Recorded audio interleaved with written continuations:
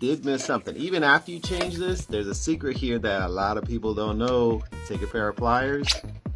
There's a screen inside the bottom of this. This is a flow restrictor for your fill valve. If you have super low pressure on your toilet and it's not filling up fast enough, it could be blocked here. Or if you have really low pressure in the house, you can just remove it completely. And almost every single fill valve has one of these things and nobody knows about it. Follow me, I'll show you all kinds of tips that I've learned over the past 15 years working